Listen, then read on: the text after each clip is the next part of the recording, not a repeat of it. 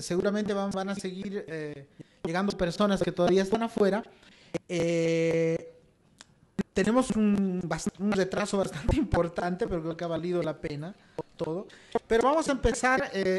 La primera sesión que vamos a tener ahora es una sesión destinada a tener una visión general sobre la situación y las políticas de seguridad ciudadana en América Latina. Entonces, el primer módulo de este evento pretende darnos una visión de qué está pasando en la región, qué tipo de políticas se están realizando y tratar de plantear eso desde una perspectiva bastante más amplia. Para esto vamos a tener, y vamos a empezar inmediatamente, las presentaciones de don Carlos Basombrío, en primer lugar, que viene del Perú, y en segundo lugar de don Elías Carranza, que él es argentino, pero nos viene desde Costa Rica.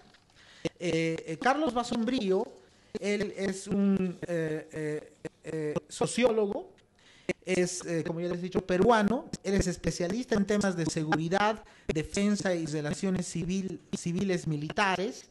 En este momento él está a cargo de la redacción del capítulo sobre respuestas estatales a temas de seguridad ciudadana en el informe regional del PNUD sobre seguridad ciudadana que se está realizando en este momento. Y posteriormente vamos a tener una presentación de don Elías Carranza. Él es argentino, es criminólogo, actualmente es el director del Instituto Latinoamericano de Naciones Unidas para la Prevención del Delito y el Tratamiento del Delincuente, y es un personaje reconocido como uno de los especialistas latinoamericanos más importantes en estas temáticas. Entonces, tenemos realmente dos invitados de lujo para empezar nuestro trabajo. Entonces, yo quiero invitar a Carlos Basombrío para que empiece la primera presentación. Luego enganchamos con don Elías Carranza y vamos a abrir un espacio para preguntas. Una última cosita antes de que pasemos a las presentaciones. Al fondo del salón hemos puesto 4 tableros, que son 4 tableros con las 4 temáticas que vamos a tratar esta tarde. Entonces, yo les invito a las personas que están acá a anotar ahí sus nombres si les interesa alguna de esas temáticas para que podamos organizar los espacios. Esta tarde vamos a tener 4 mesas. Una mesa que va a estar dedicada a reflexionar sobre cómo deberíamos implementar políticas integrales de seguridad ciudadana. Esa es una mesa. Vamos a ver algunas experiencias regionales sobre eso. Una segunda mesa que está orientada específicamente a seguir profundizando el tema de modernización policial, que también vamos a tener presentaciones muy interesantes más rato. Segunda mesa, modernización policial. Tercera mesa, vamos a tener una mesa dedicada especialmente a la coordinación trinacional entre Bolivia, Brasil y Perú en temas de seguridad ciudadana, ¿no? Y vamos a tener representantes al señor embajador del Brasil y a representantes de la policía de Perú y de Brasil para conversar con la gente del ministerio sobre este tema.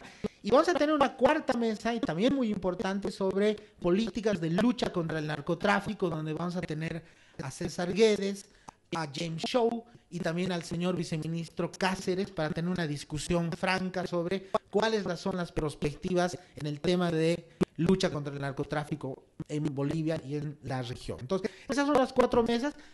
Dependiendo de lo que a ustedes les interese, por favor, anótense para que nosotros podamos dimensionar los espacios.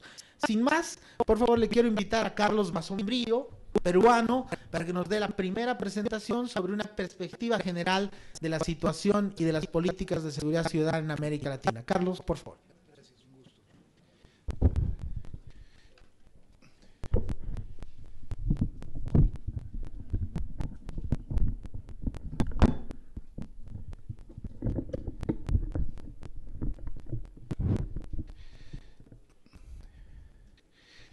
Muy buenos días a todos. Muchísimas gracias al Ministerio de Gobierno de Bolivia y al Programa de Naciones Unidas por invitarme a participar en este seminario.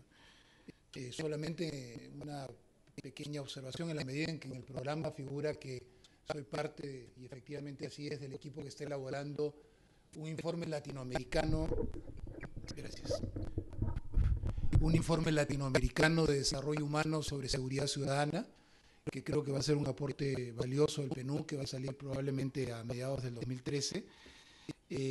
Solo quiero decir que ninguna de mis opiniones compromete al PNUD institucionalmente o refleja necesariamente lo que el informe va a sostener. Son opiniones personales. Creo que es importante hacer esa salvedad. Lo que me piden es bastante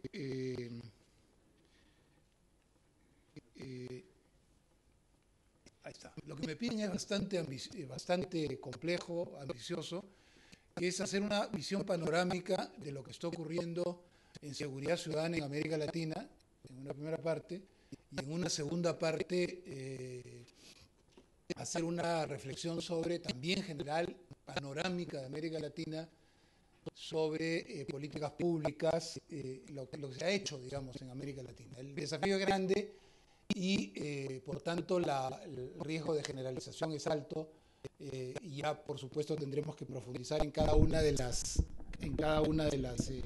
sesiones más en detalles. Quisiera, además voy a ir lo más rápido posible para tratar de colaborar en recuperar el tiempo, pero lo que tengo es amplio. Empiezo con el tema de la seguridad ciudadana en América Latina, el estado de la cuestión.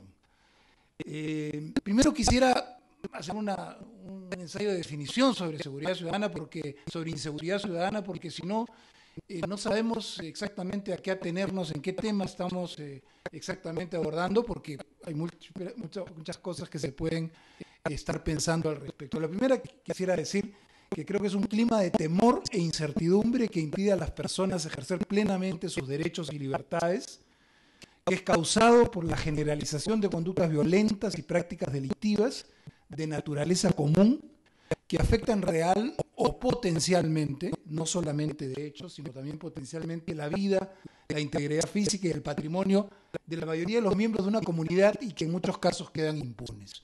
Creo que más o menos eso puede resumir, digamos, una definición de qué cosas estamos entendiendo por la inseguridad ciudadana de la que vamos a hablar a lo largo de esta exposición. ¿Qué cosa es? Estamos hablando de delitos socialmente relevantes, robos, homicidios, secuestros, violaciones y violencia doméstica, por supuesto, que no solamente es expresión de inseguridad, sino causa de esta de manera muy importante. Seguridad ciudadana y crimen organizado, el segundo punto es, muchas veces están asociados o concurren con la organización de jóvenes en pandillas. No necesariamente la organización de jóvenes en pandillas es una situación delictiva, pero hay momentos de asociación entre ambas cosas, y por supuesto la microcomercialización de drogas. ¿Qué relación tienen con el crimen organizado los problemas de inseguridad ciudadana? Diversos. Hay situaciones de alto crimen organizado sin casi inseguridad ciudadana, puesto que el crimen organizado prefiere situaciones de digamos, tranquilidad que les permitan hacer su negocio más libremente, y otras en las cuales esto se asocia de manera visible en la vida cotidiana de las poblaciones.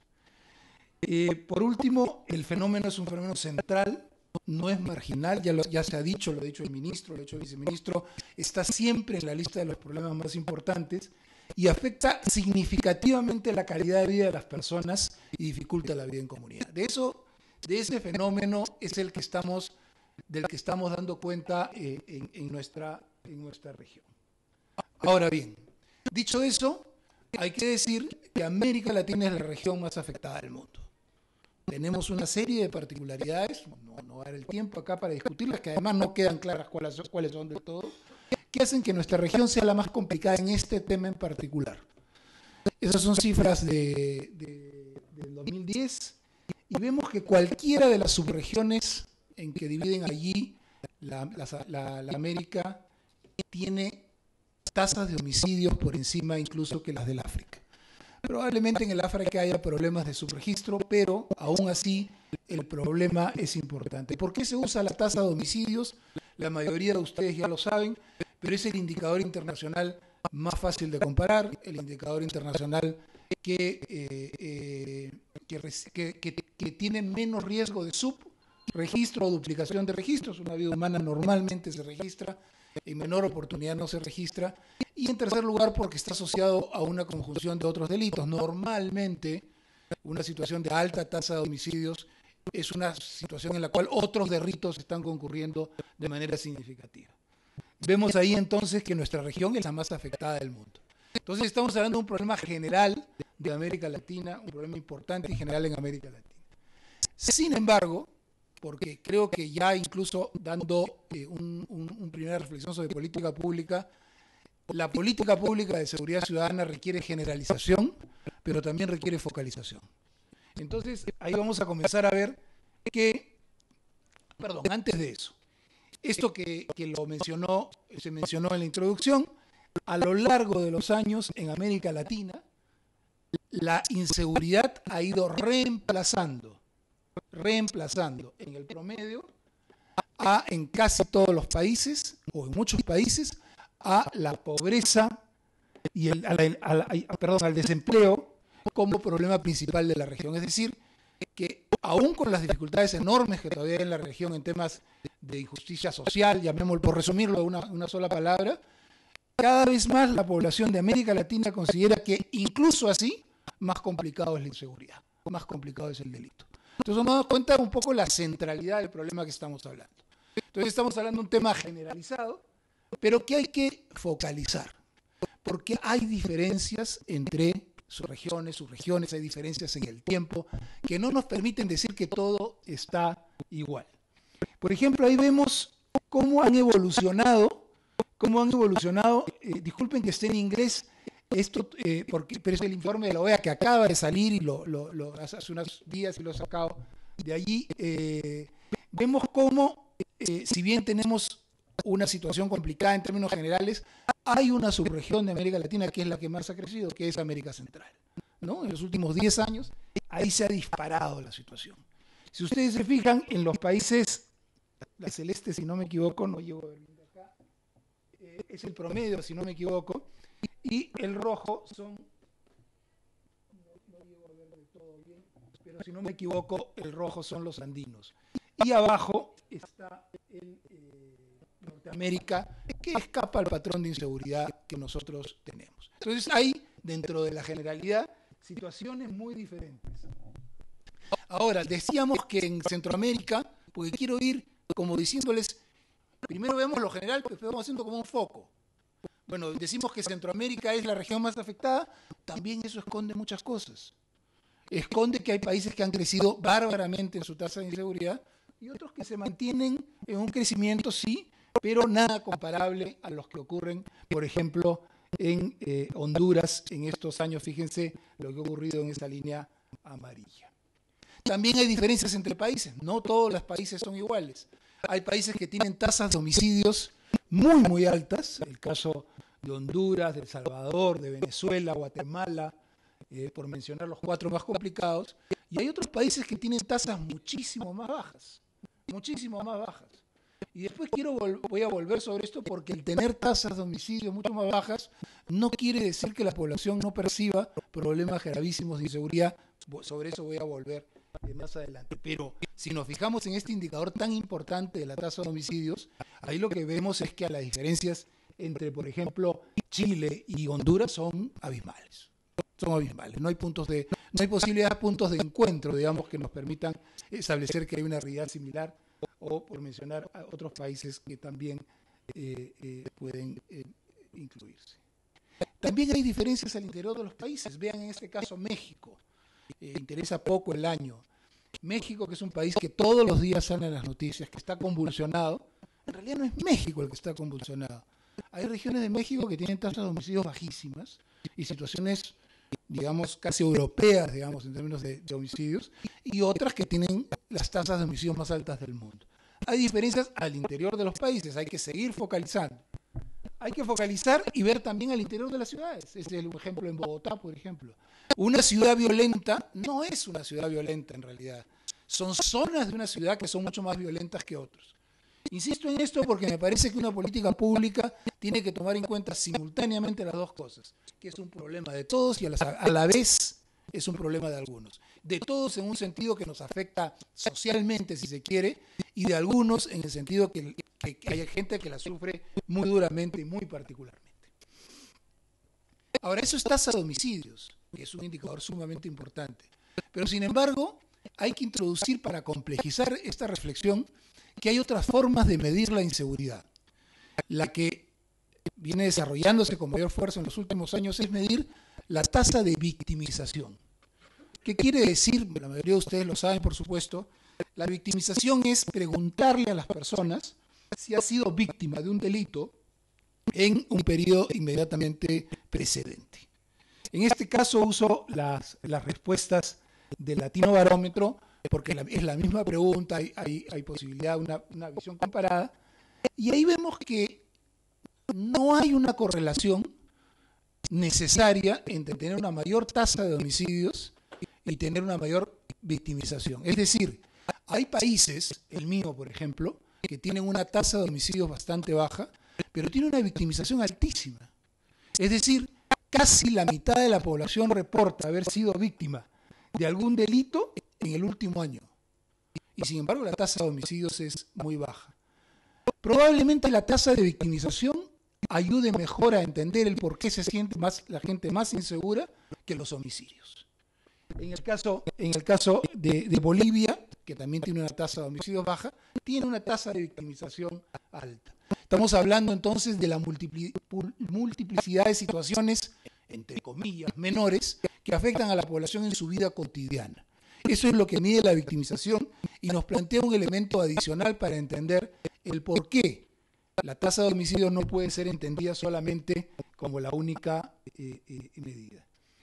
Cuando vemos la victimización con violencia, se nos cambia de nuevo el escenario. Y, por ejemplo, aparece sorpresivamente el Ecuador, que no figura en los mapas como de los más complicados, con un nivel de victimización violenta altísimo, impresionantemente alto, ¿no?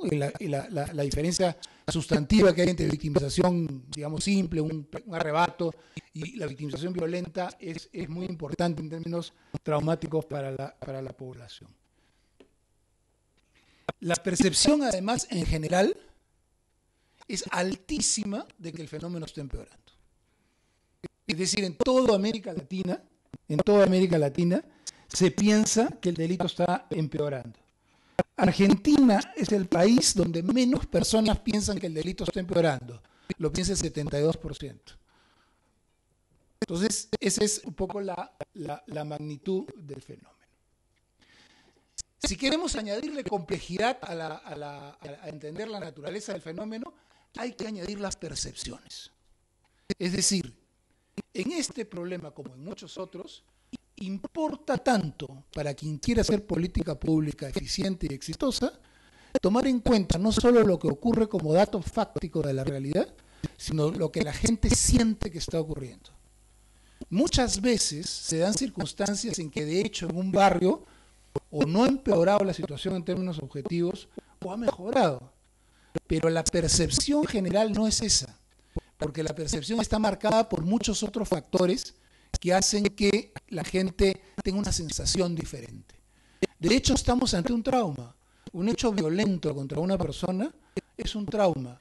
Y es un trauma que, como todo trauma, se repite y se repite en la memoria individual y colectiva de las personas. Quisiera contar una anécdota rapidísimo. Iba a Chile hace un año. Estaba llegando con un taxista en la noche y me dice, ¿qué viene? Le conté que era una cosa como esta.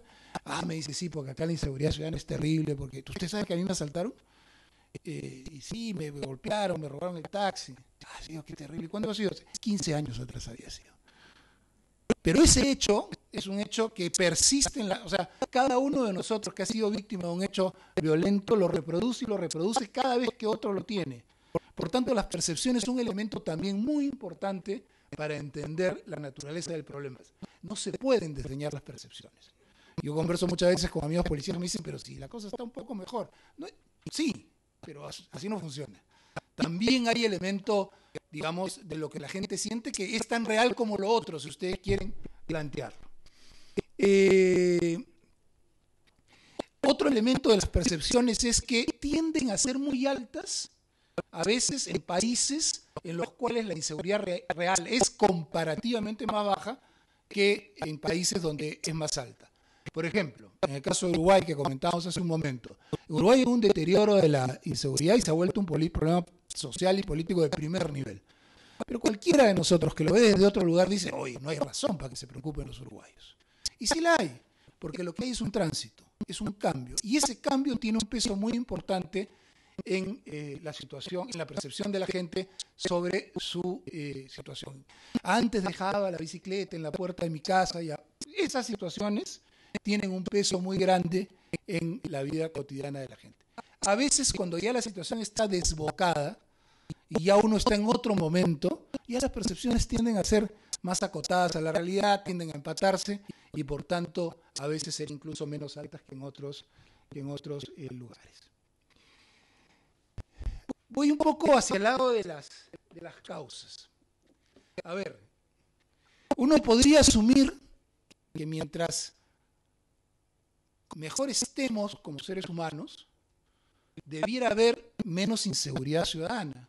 Es decir, usando el indicador de Naciones Unidas, que es lo mejor que hay para medir el nivel de desarrollo de los países, que es decir, no es solamente el desarrollo económico, sino incluye reducción de la tasa de mortalidad, en fin, toda la esperanza de vida al nacer, todo. Entonces uno dice, bueno, uno podría asumir razonablemente que si se mejora en el desarrollo humano, debiera mejorarse en seguridad ciudadana. No es así. Lamentablemente no es así. O sea, hay países que tienen bajo nivel de desarrollo humano, Honduras, por ejemplo, y altísimas tasas de homicidios.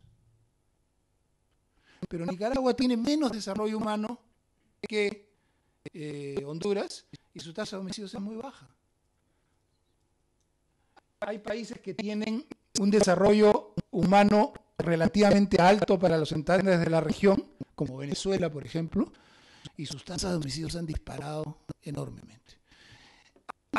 Lo que quiero marcar es que hay una especificidad del problema. O sea, el problema no se resuelve solamente por lo que se haga en otros campos. Se resuelve por lo que se haga específicamente también desde esa aproximación. No es que, por ponerlo en términos de caricatura, nos vamos a sentar a esperar que haya mayor desarrollo humano y esto no es así. En mi país, por ejemplo, ha habido un progreso económico muy significativo en los últimos 10 años, muy significativo. Seguimos siendo un país pobrísimo, por supuesto, pero en términos relativos hay un cambio cualitativo. El delito se ha incrementado de manera exponencial. ¿Por qué? Porque hay más mercado para la delincuencia. No es un tema, o sea, hay más oportunidades que robar, más cosas que robar, más. Si el crecimiento, por ejemplo, en este caso, viene acompañado de un Estado débil que no puede asumir seriamente el problema, el efecto es negativo. Lo mismo vale para victimización, no me detengo porque si no los voy a retener mucho tiempo y estoy tratando de ser breve. ¿Por qué existe este problema? ¿Por qué viene esto? A ver, yo creo que la respuesta en singulares nadie sabe, no hay una respuesta única. Hay un conjunto de explicaciones que creo que para poderlo entender es como meter un montón de factores en una coctelera, moverlos así, y para cada realidad, como va a haber dosis diferentes de cada una de ellas, el resultado va a ser una complejidad diferente. Pero sí hay un conjunto de factores que importan, temas que importan, que definitivamente importan. Menciono acá un conjunto de factores sociales, culturales y económicos. Situaciones de marginación y exclusión, no me puedo detener por razones obvias, pero creo que cada una les da inmediatamente hace sonar una campanita, ¿no? Falta de oportunidades y horizontes para jóvenes, desfase entre el acceso a información y beneficios de la vida moderna, situaciones familiares deterioradas, estas subrayanla muchísimo, pérdida de mecanismos tradicionales de identidad y cohesión social, muchísimas veces la salida del campo a la ciudad o de la pequeña ciudad a la gran ciudad genera una pérdida de elementos que daban cohesión, colapso de servicios básicos de ciudades y tipo de urbanización, secuela de experiencias previas de violencia de países que han tenido guerras internas que ayudan a explicar el por qué son más violentos, abuso de alcohol y drogas, y algo que es tan latinoamericano, tan fuerte nuestro, la ley se acata pero no se cumple. ¿Cuál es el más importante? Todos son importantes. Todos son importantes y se mezclan de manera diferente en cada realidad, porque además hay también factores institucionales. Hay factores institucionales como abundancia de armas de fuego en manos civiles, débil presencia del Estado, importancia de economías informales, impunidad del infractor, problemas con la policía, mal funcionamiento del sistema penal, saturación de cárceles y fracaso de la resocialización, por mencionar algunos importantes. ¿Cuál es el explicativo? Ninguno en singular. Yo creo que nadie puede decir esta es la causa. Es un paquete complejo, pero que está ahí, y por tanto, si es tan complejo, va a requerir soluciones después complejas. Ahora, pasemos de un poco de ver los factores o los elementos latigantes de una situación como la que estamos viviendo, a lo que pueden ser los impactos. La primera cosa que hay que decir es el impacto de la inseguridad ciudadana es mucho mayor a la suma individual de los hechos. Ya lo expliqué un poco con el ejemplo, por lo que significa, pero eso es clave de entender. Segundo, que afecta severamente la calidad de vida de la población, sí importa en la calidad de vida de la población. Es un elemento que por lo menos para la población más pobre tiene efectos devastadores, ¿no? O sea, perder lo poco que se ha podido acumular en años de esfuerzo significa un drama humano de enorme magnitud, y uno puede entender el por qué la gente siente la urgencia de que estos problemas tengan que ser enfrentados de manera eficiente. Otro impacto que es importante, introduce el miedo y la sospecha en la vida diaria.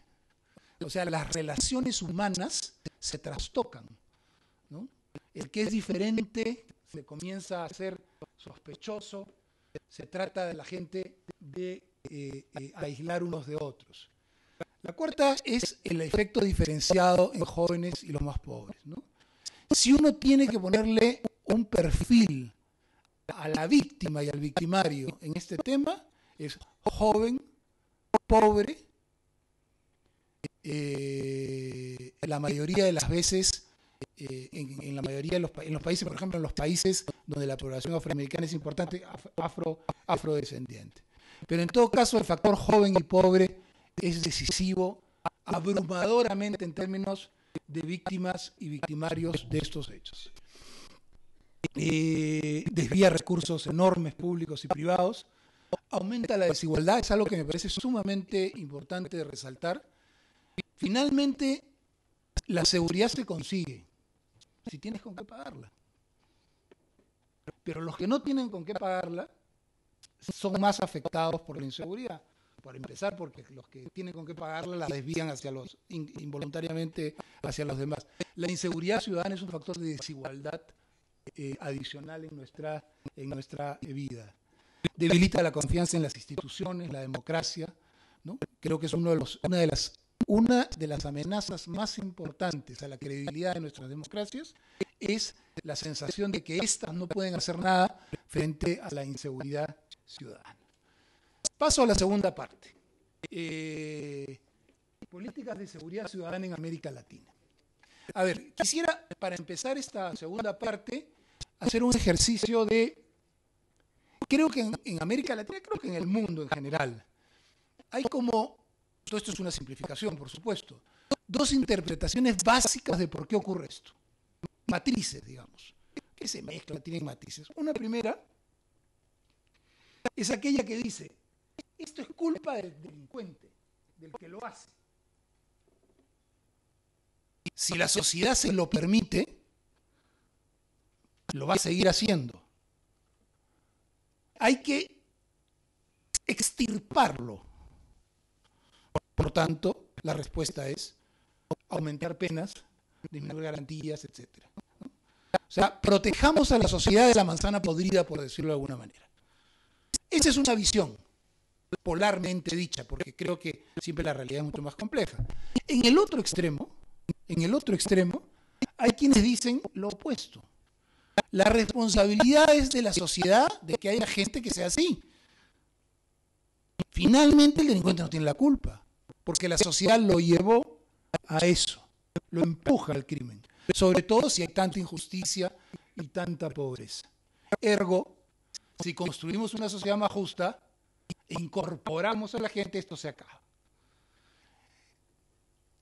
Creo que ambas interpretaciones son erradas, en el sentido de excluyentes. Creo que la realidad es más compleja, como he venido tratando de decir, ¿ya? Pero esto es la matriz de lo que discutimos todos los días en los periódicos, todos los días en los debates, en todos los países. Los que plantean extirpar y los que plantean incorporar. Creo que la realidad exige un análisis más complejo de lo que tenemos ahí. ¿Qué hemos hecho? ¿Qué hemos hecho en América Latina hasta ahora? Es terriblemente difícil de simplificarlo, pero les planteo 8 cosas que hemos hecho, ¿ya? Las que están subrayadas en negrita las voy a desarrollar un poquito más y las otras no las voy a desarrollar, más que en la lámina central, porque no me podría quedar todo el día. Sí, yo sé.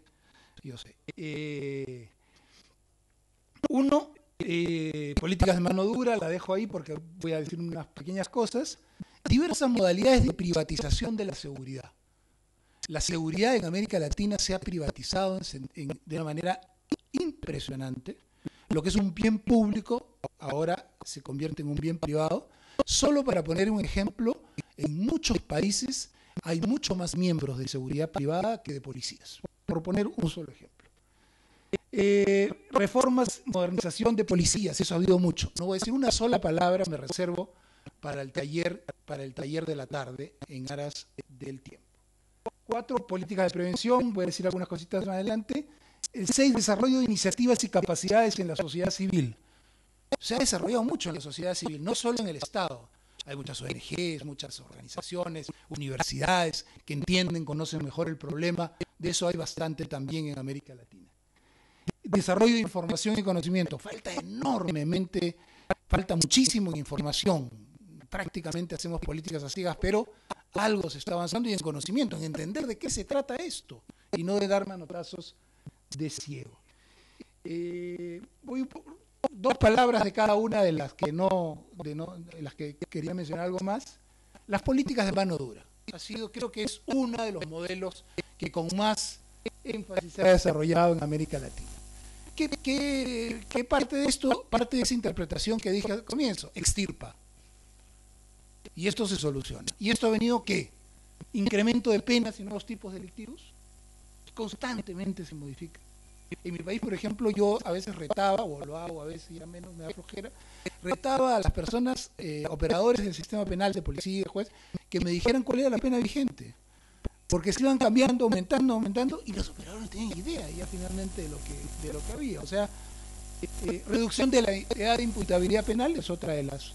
Mientras más jóvenes delinquen, hay que ir más abajo en la sanción. Crítica a los nuevos códigos de procedimientos penales. Es una crítica de las policías, normalmente son más garantistas, protegen al delincuente, no a la sociedad, etcétera, etcétera. Incremento significativo de la población encarcelada, es otra de las características, y poner a las Fuerzas Armadas en tarea de seguridad. Digamos, si ustedes quieren resumir, creo que esas son las 5 características, porque se repite una letra, de lo que es una política de mano dura, que en algunos países se ha llevado al extremo. Digamos, en El Salvador, que inventó el nombre, la llamaban las políticas de mano dura, y como no resultó, aplicaron las políticas de super mano dura, con ese nombre, pero en fin, esa es una historia más larga. Políticas de prevención de la violencia, acá se ha hecho también cosas importantes en la región. ¿Y qué temas son temas en los cuales, de extrema importancia, en los cuales hay algunas cosas relevantes ya hechas? Violencia doméstica, jóvenes en riesgo, control de alcohol y drogas, recuperación urbana y acceso a armas. En cada uno de ellos hay múltiples experiencias de las que dar cuenta. ¿Cuál es el problema acá? Que en la mayoría de los casos los estados no han invertido lo suficiente. Han invertido poco. y ha sido más bien prácticas de organismos internacionales, sociedad civil, que se manejan todavía a niveles de experiencias piloto, por llamarlos de alguna manera. Ahí hay un déficit de atención estatal importante. ¿Qué cosa ha habido también importante en América Latina?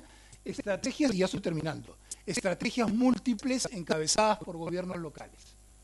O sea, ¿en qué escenario se ha podido encontrar soluciones más o menos duraderas, más o menos eficaces a problemas graves de inseguridad ciudadana en escenarios locales? Como país, creo que no hay ninguno que lo haya logrado. Hay ciudades que han mejorado significativamente, y los mejores ejemplos, los más conocidos, son ciudades en Brasil y ciudades en Colombia. Hay otros casos, pero menciono. ¿Qué tienen en común todas esas experiencias? No es que todas tengan los mismos ingredientes, pero ¿qué tienen en común todas esas experiencias? Uno, impulso a los programas de prevención social que mencionaba antes, estímulo a la participación ciudadana, educación en valores de convivencia, dirección de policías fortalecidas dirección de policías fortalecidas por gobiernos locales. O sea, gobiernos locales que tienen incidencia en la dirección de las policías y a su vez las fortalecen. Implementación de medidas de prevención situacional, es decir, todo aquello que tiene que ver con, el ejemplo más sencillo, poner foco en un lugar oscuro. Pero las cosas son mucho más complejas.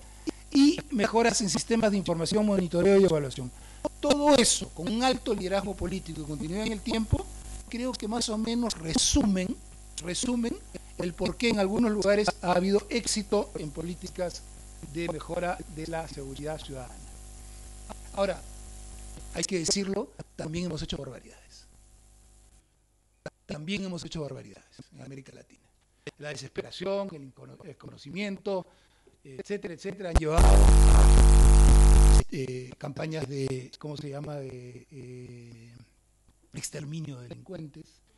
Hay, en algunos lugares y países, hay regulación ilegal del delito por parte de la policía y los políticos. Hay algunas ciudades en América Latina que los políticos y los policías tienen un nivel de regulación del delito, es decir, lo pueden hacer que aumente o baje más o menos con cierta, no facilidad, pero sí lo pueden hacer. Linchamientos y acuerdos con el crimen organizado. Parte de los resultados, en algunos lugares, lamentablemente hay que decirlo, son acuerdos del Estado con el crimen organizado. Entonces, hemos hecho de todo. Hemos hecho de todo, y no es que todo haya sido un fracaso, porque evidentemente uno debe argumentar con fuerza. La situación podría ser mucho peor si no se hubieran hecho todos los esfuerzos que se hacen. Ahora, ¿qué cosa es lo que ha funcionado? En resumen, ¿qué cosa es lo que ha funcionado? La primera, y esta es la penúltima lámina, es que no hay ni habrá bala de plata. No hay una sola cosa en singular que uno pueda decir esto es lo que resulta. No hay, no existe. En ningún lugar nadie puede decir esto y lo otro no interesa, no. Lo que, pese a que no hay buenas evaluaciones, uno puede coincidir en que lo que funciona es una convergencia en el tiempo y el espacio de gran liderazgo político, un conjunto de políticas en de diferente orden y, lamentablemente, también hay que decirlo, así como en ocasiones pactos con el crimen. No digo que me guste, simplemente estoy describiendo la realidad de lo que uno puede ver. Es como construir una especie de masa crítica de políticas, masa crítica de cosas simultáneas. Sao Paulo bajó la delincuencia porque hubo más encarcelamiento, y algunos dicen que sí y otros que no, pero lo que me queda absolutamente claro es que como factor aislado no lo hubiera podido hacer. Los factores demográficos son los elementos decisivos, es decir, que hay más o menos jóvenes. En fin, tantas cosas que mejoraron o no las policías. Creo que como elementos aislados, por lo menos yo no tengo la capacidad de darlo, y creo que en realidad seriamente no se puede decir. ¿Cuál es el gran desafío? Desarrollar política de seguridad ciudadana que, digamos, es casi, me da un poco de vergüenza ponerlo porque es casi obvio, pero muy difícil de hacer, que aludan a la complejidad de las causas.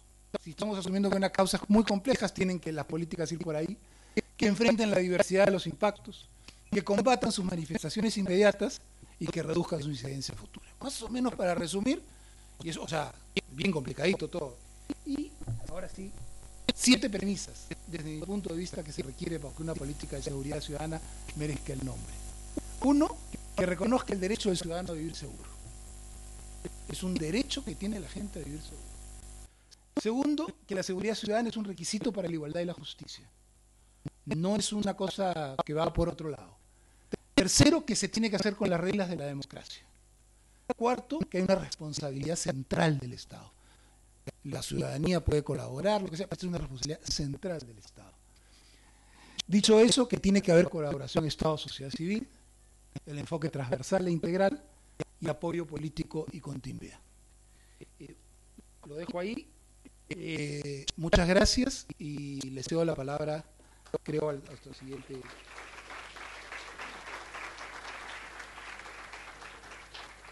Bien, muchas gracias, Carlos. Ahora vamos a dar lugar a la exposición de Elías Carranza.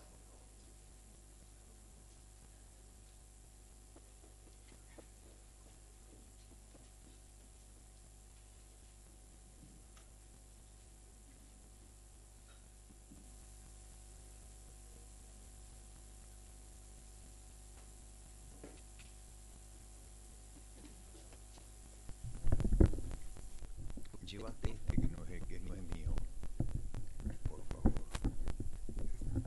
¿Este de quién era?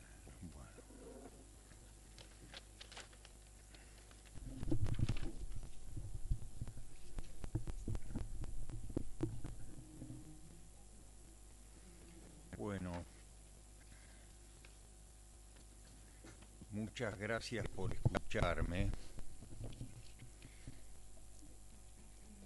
Estoy muy contento de venir a Bolivia, país al que quiero entrañablemente, porque desde pequeño tocábamos y cantábamos el folclore que es común a Bolivia y Argentina y también a Chile, y también porque Bolivia está haciendo realmente, el pueblo y gobierno boliviano, una transformación extraordinaria, maravillosa. Durante 500 años hubo explotación de Bolivia que la llevó a una situación de horror en materia social, en materia de distribución del ingreso, en educación, en todo. Bolivia estaba hasta hace muy poco uno de los 2 países least developed countries en la región, un país que tiene y tenía las minas de plata que alguna vez se calculó que se podría haber construido un puente desde Bolivia hasta Europa, con lo que se llevaron. El hecho es que luego de 500 años, por primera vez un indígena es presidente de la República.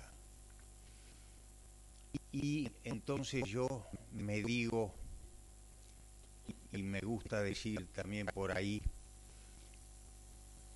los que no somos indígenas y estemos de acuerdo,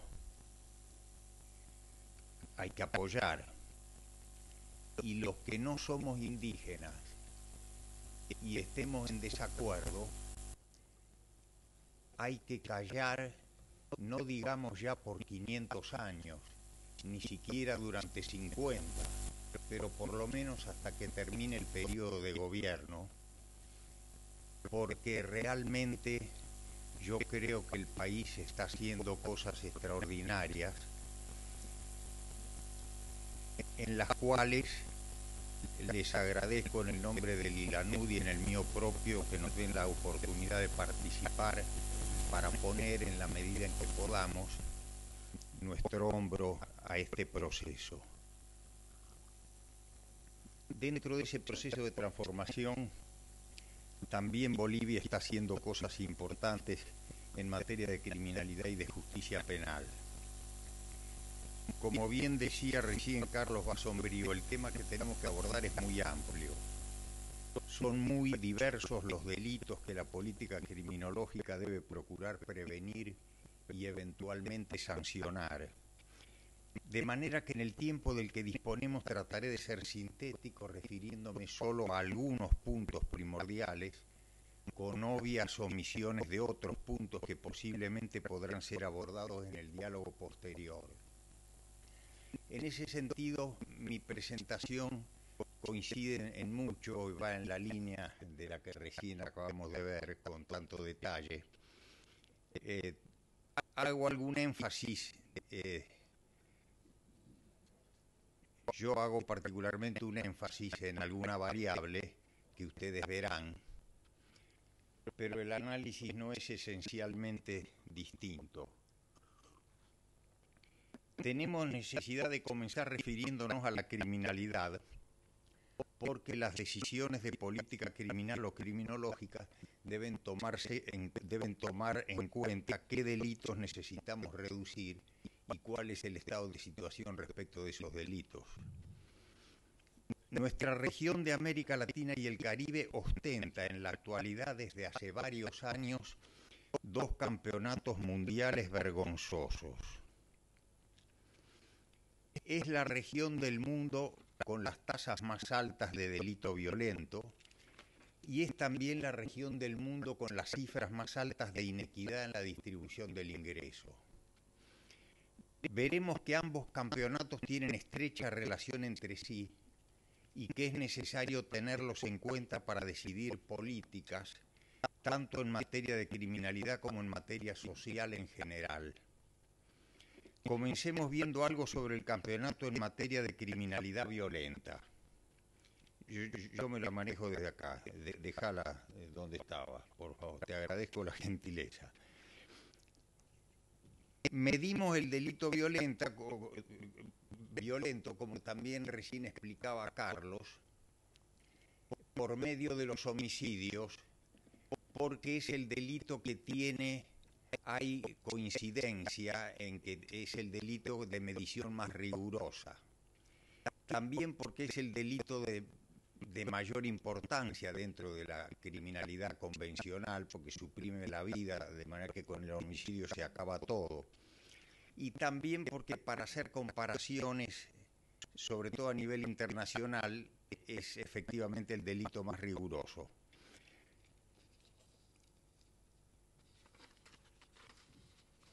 Pues bien, el último informe sobre homicidios de la Oficina de Drogas y Criminalidad de las Naciones Unidas reúne la información de 207 países. Analizándolo, extrajimos los que tienen las tasas más altas del mundo de 30 o más homicidios por cada 100.000 habitantes. Y el resultado es abrumador, porque 10 de los 17 países se encuentran en América Latina y el Caribe, y los otros 7 se encuentran en el África.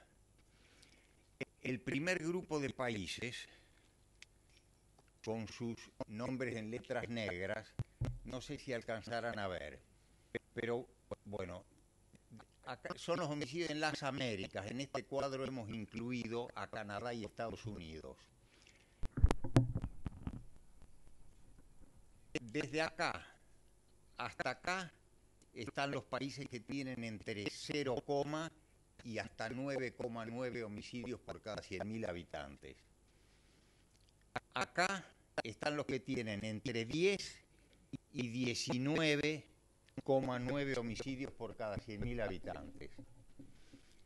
Acá están los que tienen entre 20 y 29,9 por cada 100.000. Y acá están los que tienen entre 30 y más, hasta 82,1. Colombia, Trinidad, Tobago, San Kitts Nevis, las Islas Vírgenes, Guatemala, Belice, Venezuela, Jamaica, El Salvador, Honduras.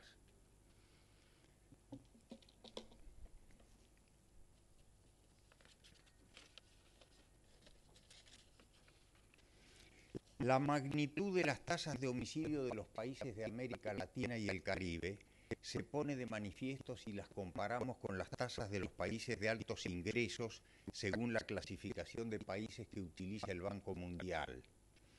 Veamos en un cuadro las tasas de homicidio en los países de Europa. Oscilan entre 0,5 por cada 100.000 habitantes. Recién acá aparece 1 por cada 100.000, sigue con 1, sigue con 1, sigue con 1. Acá hay un país que tiene 2,3, 2,5, 4,8, 5,2, 7,5. El que más tiene 7,5. Pero tomemos nota de lo siguiente. Los 3 países que tienen las tasas más altas de homicidio, hasta 2,5, hasta Luxemburgo con 2,5, son países de altos ingresos. Esos 3 últimos no son de altos ingresos, sino de medianos ingresos dentro de la clasificación que hace el banco dentro del contexto europeo. Tomemos nota de eso porque vamos a ver cómo coincide el análisis también con lo que pasa en América Latina y en el mundo en general en las regiones de países de medianos y bajos ingresos.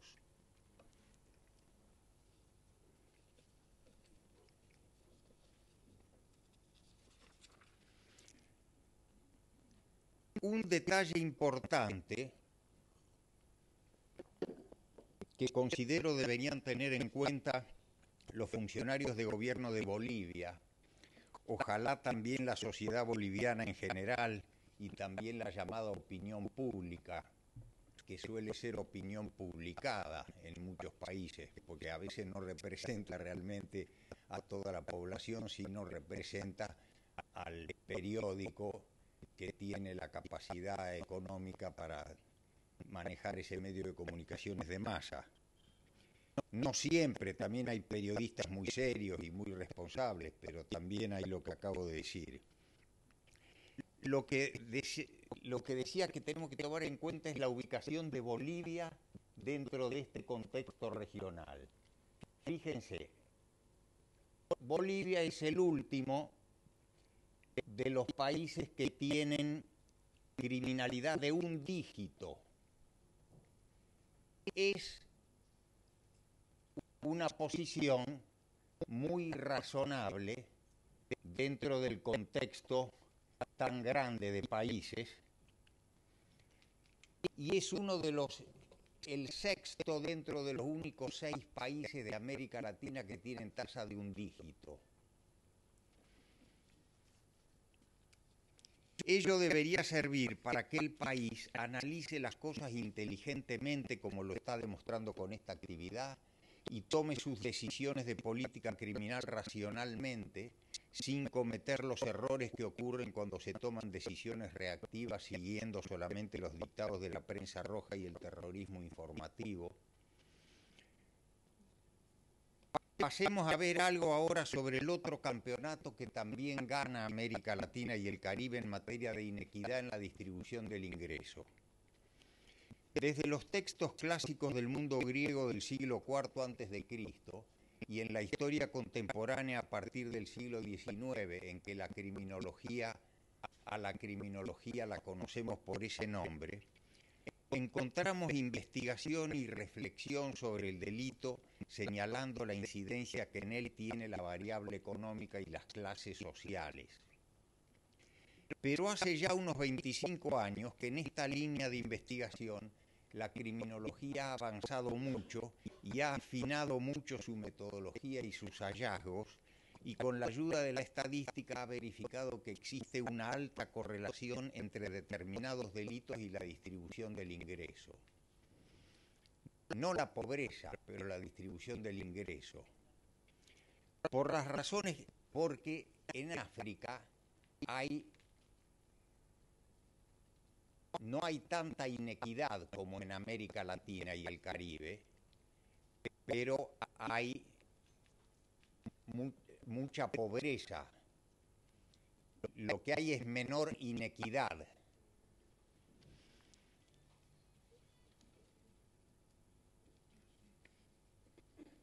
Por las razones que antes di, se hace en este caso la medición sobre los delitos de homicidio y sobre los delitos contra la propiedad de robo en viviendas, porque son también los que tienen menos cifra negra.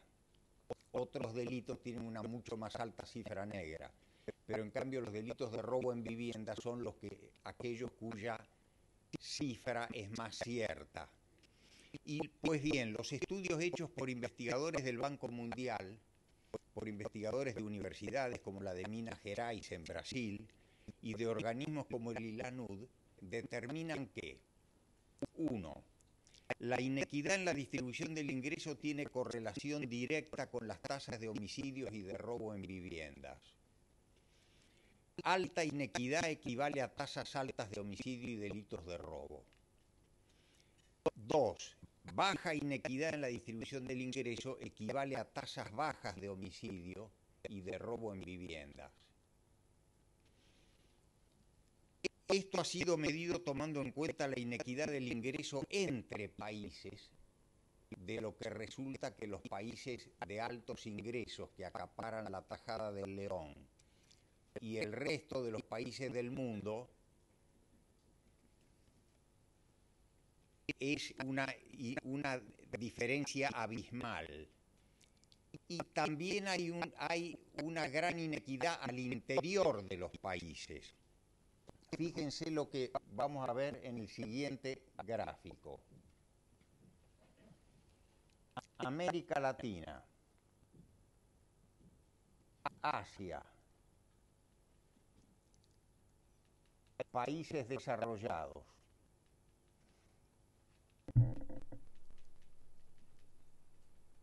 El país que tiene, lo que mide es el índice de Gini, que mide la distribución del ingreso per cápita del hogar. El país de América Latina que tiene menor inequidad es Uruguay, con un índice de 0,45 o 45, como uno quiera medirlo, pero el cálculo es el mismo. Ahora, lo interesante es lo siguiente. El país de América Latina con menor inequidad, Uruguay, tiene más inequidad que el país de altos ingresos con peor inequidad o con peor distribución del ingreso, que son Portugal y Estados Unidos. Se observa, ningún país de América Latina tiene una inequidad mejor que el país de altos ingresos con peor inequidad. Y como sabemos, en América Latina todos los países, con la sola excepción de Nicaragua, son países de medianos ingresos. Y esto ocurre y se observa en el mundo en general. Qué pena que no puse otro gráfico muy interesante que tengo también, donde está en un triángulo la media de homicidios en el mundo, que es 7 homicidios por 100.000, y uno observa que todos los países de altos ingresos tienen tasa de homicidio más baja que la media. Y todos los países que tienen tasas más altas que la media son países de medianos o de bajos ingresos. Hay algunos países que escapan para el otro lado. Todos los de altos ingresos tienen tasa más baja que la media. Hay algunos de medianos y bajos ingresos que también están en ese grupo. Pero a medida que pasa el tiempo, la polarización va siendo cada vez mayor. Ya no queda ningún país de alto ingreso en el lado que no le corresponde, y cada vez quedan menos países de medianos y bajos ingresos con tasas más bajas que la media. Todos van para arriba.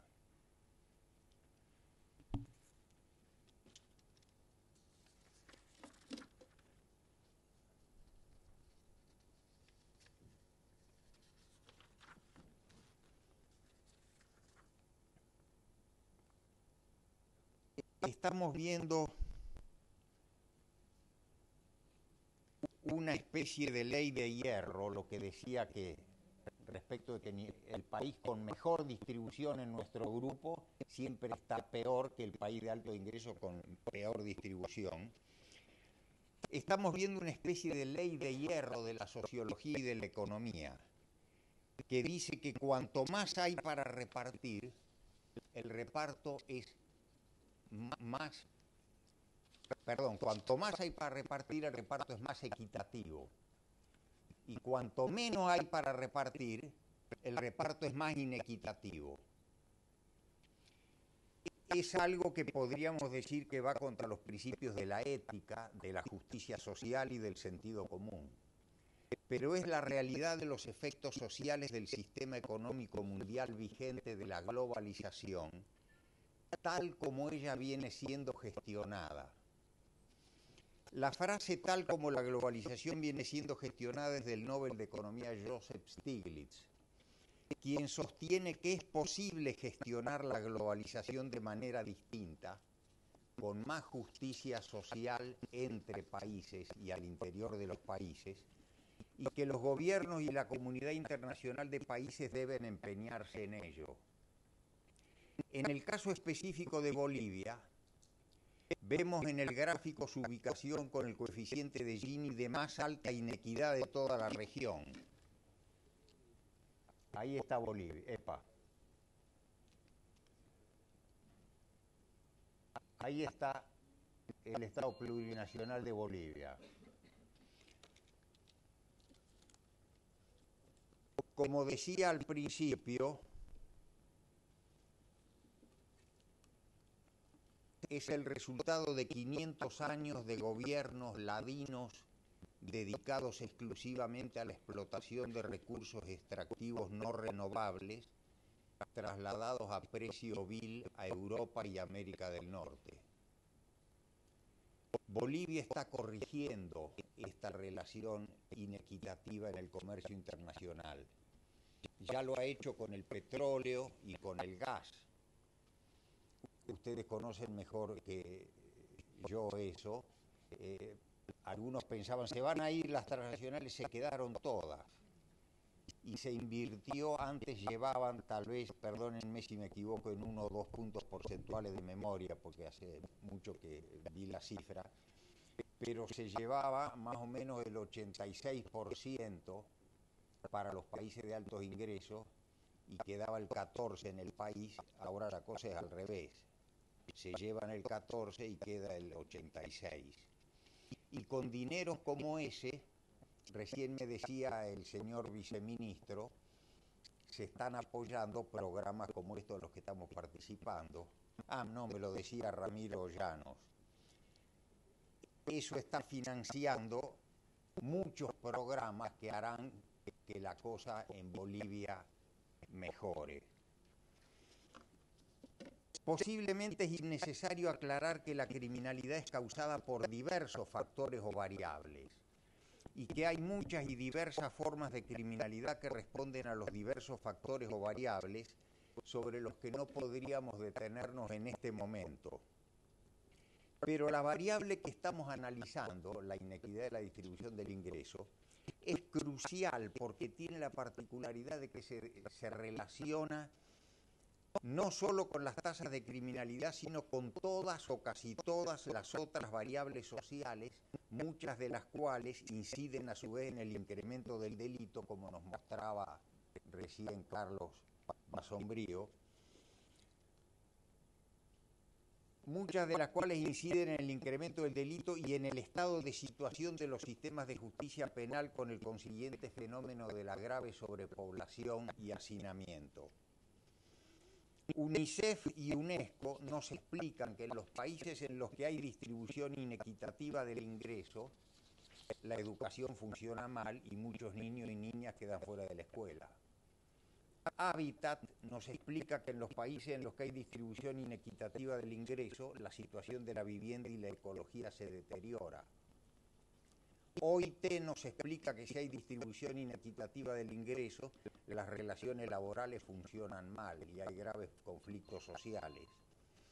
OIM nos explica que si hay distribución inequitativa del ingreso, aumentan las migraciones no planificadas hacia los países y polos de atracción de población que ofrecen trabajo y bienestar. Estamos viendo el fenómeno de la gente que de manera desesperada trata de llegar a Europa y se muere ahogada en el mar Mediterráneo, y de los que quieren llegar a Estados Unidos a través de la frontera. Y estuve hace 2 años en Baja California, en Tijuana, y si alguno de ustedes ha ido allí, verá que en el muro que existe, que marca la frontera, tomo un remedio una pastillita que me seca en la boca, se me pone seca como lengua de loro, entonces necesito el agua. Yo veía que entonces cada tanto van corrigiendo y decía 3.600 y pico. Pero ¿esto qué es? Le pregunté a uno. Dice, son los muertos de la frontera, los que mueren en el desierto, algunos que los cazan, los cazadores de migrantes, que hacen deporte como si cazaran conejos, en fin, bueno, todos estos horrores se conocen. Y yo le digo, pero estos son los muertos a todo lo largo de la frontera. Y dice, no, estos son los de Baja California. 3.600 y pico hace como 3 años. Bueno, y los que mueren en los containers asfixiados también, queriendo llegar a Europa. Bueno, y OPS y OMS nos explican que si hay distribución inequitativa del ingreso, la salud funciona mal y muchas personas no tienen salud o tienen mala atención en materia de salud. Y UNODC, la Oficina de Drogas y Criminalidad de Naciones Unidas, e ILANUD y otras fuentes nos explican que si hay distribución inequitativa del ingreso, hay mucho delito y violencia social. Y las variables que nombramos y otras actúan no de manera aislada, sino conjuntamente retroalimentándose entre sí y produciendo un cóctel fatal en materia de violencia y criminalidad, que es también un caldo de cultivo muy propicio para el desarrollo de otras formas no convencionales de criminalidad transnacional organizada o criminalidad de mercado. Tráfico de personas, tráfico de migrantes, tráfico de drogas, tráfico y proliferación de armas, legitimación de capitales y otras formas de criminalidad económica. Varios países de la región tienen una dolorosa experiencia en esto, que ha venido extendiéndose también a otros países. La importancia del tema de la inequidad en todos los ámbitos sociales fue puesta de manifiesto recientemente por el Programa de Naciones Unidas para el Desarrollo, cuyo informe regional sobre el desarrollo humano para América Latina y el Caribe de 2010 se titula justamente Actuar sobre el futuro, romper la transmisión intergeneracional de la desigualdad. Y todas sus páginas están dedicadas a explicar el fenómeno. Asimismo, acaba de ser puesta de manifiesto una vez más por la CEPAL, cuyo Panorama Social 2011 está dedicado por entero a las estrategias para reducir la inequidad. Por su parte, los informes anuales sobre el desarrollo del Banco Mundial indican que la inequidad de la distribución entre los países de altos ingresos y el resto del mundo aumenta año a año, por lo que este factor continúa incidiendo negativamente. Podríamos pensar, no, la globalización y la gestión que están haciendo los señores que controlan la economía financiera ha detenido la inequidad y el proceso está en una regresión. No. Si ustedes toman los informes anuales del Banco Mundial, año a año el banco, aunque ha contribuido en mucho con sus políticas para que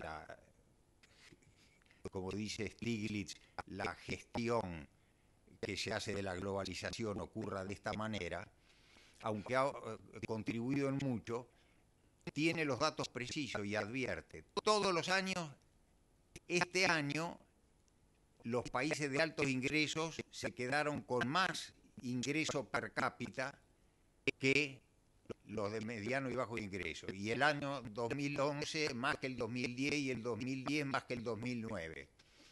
De manera que el mundo va en esa dirección equivocada. Y al haber menos para repartir en los países de mediano y bajo ingreso, el reparto es más inequitativo. Ante la situación descrita, ¿qué hacer?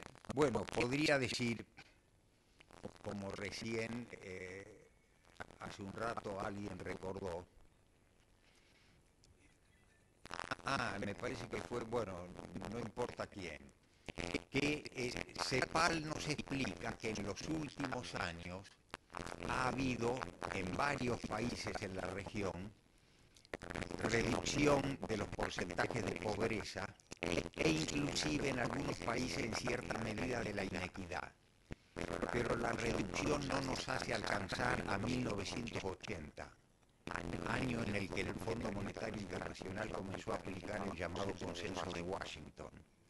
De manera que todavía no hemos llegado a la situación social que teníamos en 1980, hace 30 años. Entonces esto explica estructuralmente cómo ese fenómeno que desde México hasta la Argentina y Chile parece que todo el mundo se violento, degenerado, asesino, se llenan las cárceles y todos al mismo tiempo.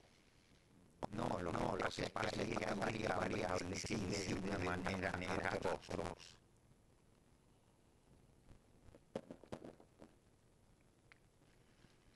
Ante la situación que hacer en materia de política criminológica. Como bien decía Basombío, las políticas de guerra al delito con drásticos aumentos de pena y maximización del uso de la prisión con que se ha atacado hasta el momento la criminalidad ordinaria y la criminalidad de mercado transnacional organizada no están dando los resultados esperados y más bien estarían agravando sus efectos.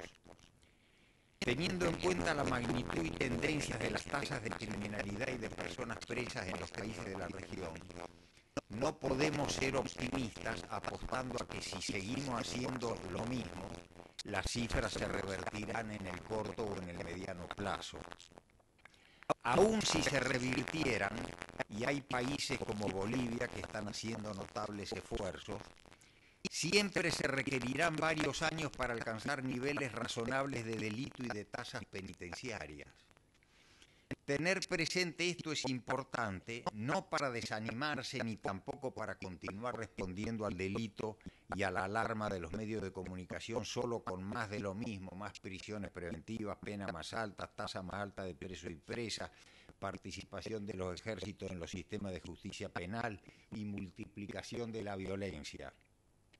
La reflexión es válida tanto más en el caso de Bolivia, Perú, Chile, Uruguay y Argentina, que vimos que tienen una situación en materia de criminalidad notoriamente mejor que la generalidad de los países hermanos de la región. La reflexión debe servir para proyectar estrategias que requerirán sostenibilidad en el tiempo y que no deberán ser exclusivamente penitenciarias, sino verdaderamente integrales, incluyendo acciones en los otros componentes del sistema de justicia penal y también políticas sociales y económicas específicamente dirigidas a reducir la inequidad de la distribución del ingreso, logrando los beneficios que ello traerá en materia laboral, de educación, de vivienda, de salud, de reducción de la violencia y de reducción de la criminalidad. En cuanto a la criminalidad de mercado o transnacional organizada, sugerimos tener muy en cuenta los informes de la Comisión Global de Políticas de Drogas que recomiendan una estrategia integral. En esta materia, las políticas del gobierno de Bolivia están siendo bien orientadas. Veamos de manera muy esquemática los que el ILANUD considera podrían ser lineamientos de política criminal en los países de la región, entre ellos eventualmente en el Estado plurinacional de Bolivia. A. Dosis prudentes de justicia penal de excelencia restaurativa o severa según corresponda, realmente justa, rápida, transparente y distribuida sin impunidad. Esto implica la adecuada distribución de los recursos humanos y materiales según prioridades, atendiendo a la realidad de cada país. Incluye también un uso prudente de la prisión y una prisión adecuada al modelo de derechos y obligaciones de las Naciones Unidas. El hacinamiento carcelario es una pena cruel, inhumana y degradante. Veamos, bueno, iba a mostrar, pero no lo voy a hacer ahora por el tiempo, cuadros penitenciarios que veremos mañana en la otra presentación que también tengo que hacer. Solo digamos por el momento que los países han venido entre el año 92 y el 2011, la mayoría de los países más que duplicó sus tasas de encierro.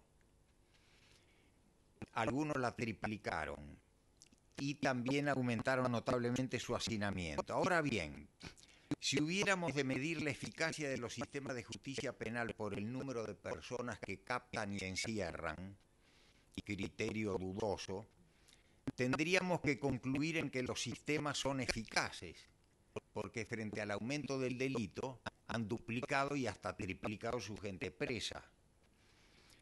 Sin embargo, el fenómeno de las altas tasas de delito subsiste. Lo que ocurre es que los sistemas de justicia penal actúan a posteriori de la comisión del delito, castigando simbólicamente a una pequeña muestra de infractores. Pero para reducir el delito es necesario actuar sobre otros factores anteriores a su comisión, algunos de los cuales vimos en la pantalla en la presentación anterior. Por ello, la política criminológica deberá ser integral, no solo fortaleciendo el sistema de justicia penal y utilizando la prisión, tanto preventiva como con carácter de pena, prudentemente. B. Dosis prudentes de prevención situacional, controles en los aeropuertos, adecuada iluminación en determinados lugares, mapeo del delito, adecuada distribución de los efectivos policiales. C. Dosis prudentes de prevención municipal, con participación de las comunidades. Sobre esto hay experiencias exitosas en América Latina y valen también las experiencias del Foro Europeo para la Seguridad Urbana. Las de América Latina las citaba recién Carlos, antes de mi intervención. D.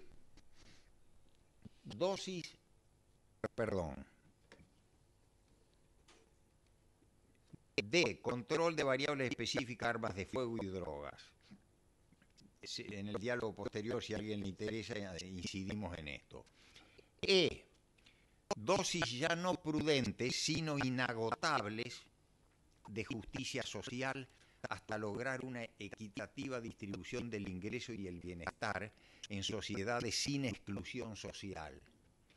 El objetivo debería ser la tolerancia cero a la exclusión social, que es otra de las medidas adecuadas que se propuso hacer el gobierno, que desea, ojalá lo logre, están trabajando con AINCO, por lo menos en ello, que para el final del mandato del presente gobierno ya no haya pobreza extrema. F. Específicamente en cuanto a los y las menores de edad, lo que corresponde es respetar su derecho humano a la educación, logrando matrícula plena en el sistema educativo. La criminología ha medido reiteradamente en numerosos países que hay una correlación directa entre el tiempo fuera de la escuela y la criminalidad y la criminalización de personas menores de edad. En el ILANUD, hace unos años hicimos una investigación con los 19 países de América Latina, más España e Italia, y la hicimos con la cooperación de la Comisión Europea.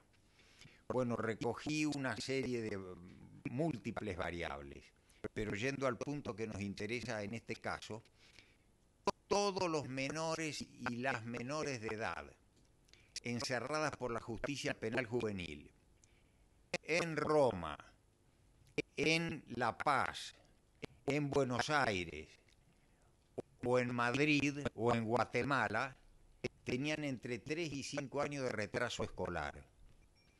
La diferencia era que como allá lo que dices, hay menor pobreza, el número absoluto era menor. Pero los que estaban encerrados, tanto en Italia o en España, como en todos los países de América Latina, son esos.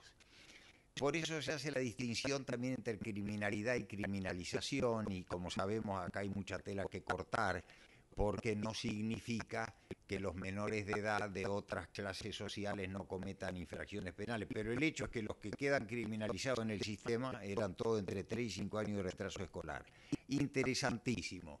La publicación fue publicada en una publicación periódica que saca el Consejo de la Magistratura de España y en varios países de América Latina.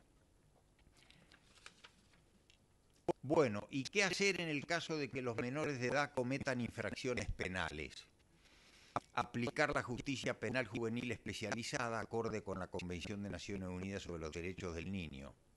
Este último punto significa, 1, orientar las políticas sociales y los recursos estatales para resolverles a las personas menores de edad los obstáculos familiares, sociales o económicos que ocasionan su ausentismo o deserción escolar.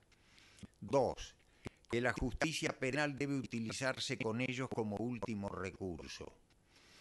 3, que en el caso de recurrirse a la justicia penal, esta debe ser especializada y las personas menores de edad contar con todas las garantías penales, procesales y de ejecución de las sanciones con que cuentan las personas adultas, más las garantías específicas que les corresponden por su condición de menores de edad. Y 4, que las sanciones penales aplicadas a los menores de edad deben ser educativas, con la pena de prisión solo como el último recurso, y en caso de utilizarla, hacerlo también con carácter esencialmente educativo, puesto que el lugar natural de los menores de edad es la familia y la escuela. Gracias por haberme escuchado.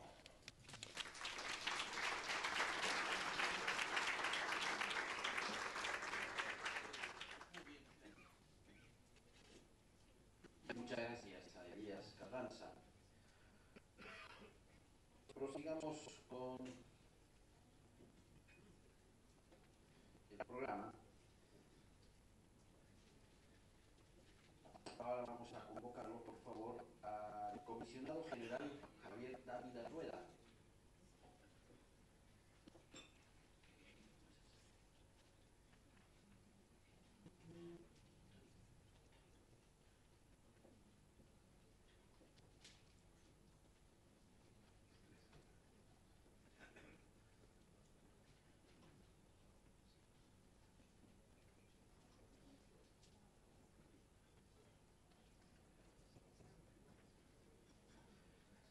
Perdón, me rectifico. La exposición del comisionado general está prevista para abordar el tema, una perspectiva de los principales desafíos de la modernización policial en la región. Ahora, en todo caso, se han distribuido, entiendo, unas tarjetitas para formular alguna serie de preguntas que podrían profundizar los contenidos de las dos primeras exposiciones. Por favor.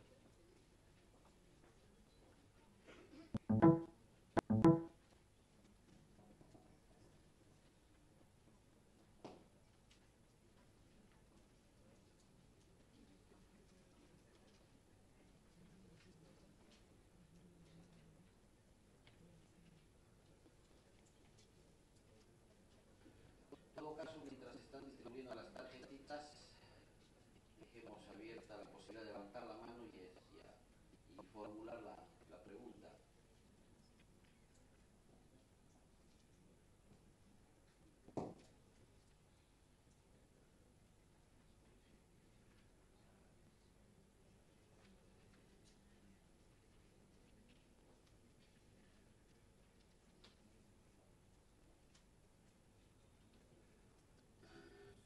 Bien, a fin de recuperar el tiempo perdido en la inauguración, vamos a proseguir con el segundo tema, una perspectiva de los principales desafíos de la modernización policial en la región. Y para ello, entonces, voy a convocar, por favor, a Ignacio Cano para que nos comparta con nosotros las experiencias de modernización de la policía en el Brasil.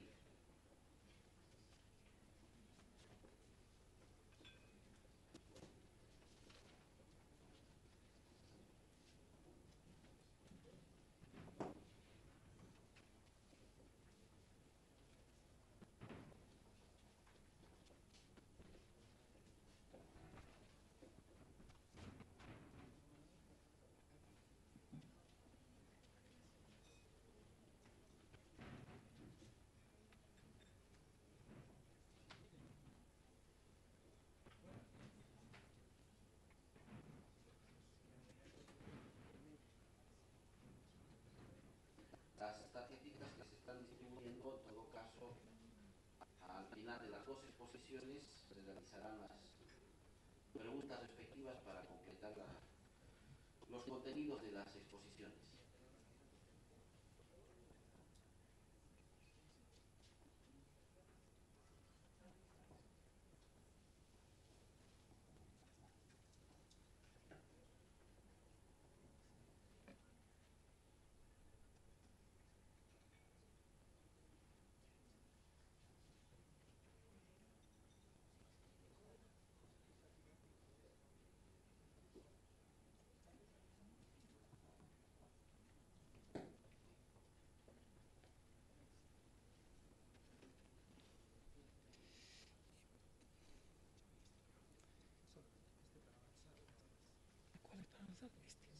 ¿Y para volver? ¿Puedo empezar ya? ¿Cuánto tiempo tengo? Buenos días o buenas tardes, no sé más qué hora es a todos. En primer lugar, quería agradecer muy cordialmente la invitación para estar aquí hoy. Para mí es también una gran alegría venir a Bolivia, ya he venido en otras ocasiones. Vine a Santa Cruz para un seminario parecido en 2005-2006 y el mundo ha cambiado bastante desde entonces. Bolivia, sobre todo, como ha dicho Elías, ha cambiado bastante. Es una gran alegría estar aquí. Bueno, yo les voy a hablar sobre el tema de desafíos de la modernización policial en la región. La modernización es un término muy útil porque significa cualquier cosa, ¿no? Es decir, modernización es aquello que nos parece positivo y de esa forma es un tema que siempre queda bien porque definimos como tal las dimensiones que nos interesan. Bueno, yo iba a hablar primero sobre un contexto general de la región, pero creo que Carlos ha hecho ya una presentación bastante clara sobre eso y vamos a avanzar. No les voy a aburrir más sobre la crisis de seguridad que hay en la región. Vamos a hablar, básicamente entonces vamos a comenzar por los paradigmas. Estos paradigmas son tipos ideales, son esquemas simplificados. La realidad obviamente es mucho más compleja. En América Latina tenemos estados que son débiles y de origen oligárquico. Y el crecimiento, la creación de las policías en América Latina surge para defender al Estado, no para defender a los ciudadanos. Inclusive surge para proteger al Estado de algunos grupos sociales. En algunos países es más claro que en otros, ¿no? En Brasil, por ejemplo, la policía crece o surge para controlar a los esclavos, por ejemplo, y algunos grupos urbanos que eran considerados como peligrosos. Entonces tenemos una transición, que es una transición muy lenta y progresiva entre lo que podríamos denominar el viejo modelo, el viejo paradigma y el nuevo paradigma. En el viejo modelo, la policía tiene como función controlar a la población. En el nuevo modelo, la función de la policía es proteger a los ciudadanos. El viejo modelo se caracteriza por la represión, sobre todo, y un carácter reactivo. Es decir, se produce un crimen, llamamos a la policía, como cuando hay un incendio, llamamos a los bomberos. El nuevo modelo tiene un énfasis mucho mayor en la prevención y un carácter más proactivo. Aprendemos con toda la crisis que quedarnos sentados esperando a que se produzcan los crímenes para entonces tomar alguna medida no funciona. Este modelo está obsoleto. El viejo modelo define una policía como un órgano alejado de la comunidad, de inspiración militar y como tal alejado de la comunidad, mientras que el nuevo modelo aproxima a la comunidad y a la sociedad y a la policía. En el viejo paradigma lo que se trata es de aplicar normas jurídicas o militares. En el nuevo paradigma hay un énfasis mucho mayor en la gerencia. Se trata la seguridad pública como un desafío gerencial. Se admite que no se puede suprimir la inseguridad y por tanto se trata de gerenciarla dentro de límites tolerables. El viejo modelo es centralista, sobre todo cuando tiene características militares. El nuevo modelo apuesta más en la descentralización. En el viejo paradigma las informaciones son escasas y personales. Cada policía tiene sus informaciones y cuando el policía es transferido se lleva sus informaciones consigo. En el nuevo modelo tenemos una producción y análisis de informaciones de forma regular.